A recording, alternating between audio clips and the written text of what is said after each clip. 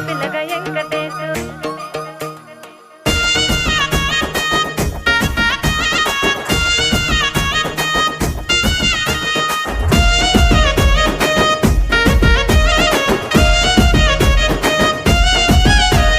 సిద్ధిరాల మనసు నాది చిన్నగా పోతుంటావో చూడక పోతుంటావో ఇంట్లో చిన్న దాన్ని నేను సిద్ధిరాల దాన్ని